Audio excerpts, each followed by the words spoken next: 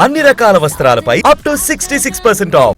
ముద్రగడ పద్మనాభం కూతురు కొడుకుల మధ్య ప్రతిపాడులో సవాలు మొదలయ్యాయి. తన కార్యక్రమాలకు వస్తున్నారని పెదశంకలపూడి సర్పంచ్ కుటుంబాన్ని వైసీపీ నేతలు బెదిరిస్తున్నారన్నారు క్రాంతి.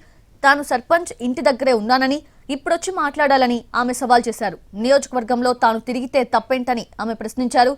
ఇలాంటివి చూస్తూ ఊరుకోనంటూ తమ్ముడు గిరికి క్లారిటీ ఇచ్చారు క్రాంతి.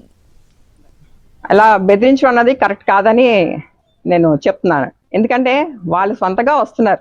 నేనేదో పిలిచి బలవంతంగా నేనేం రమ్మనట్లా.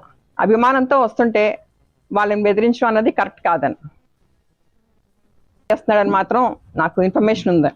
అలా బెదిరించడం అన్నది కరెక్ట్ కాదని నేను చెప్తున్నాను. ఎందుకంటే వాళ్ళు సొంతగా వస్తున్నారు. నేనేదో పిలిచి బలవంతంగా నేనేం రమ్మనట్లా. అభిమానంతో వస్తుంటే వాళ్ళని బెదిరించడం అన్నది కరెక్ట్ కాదని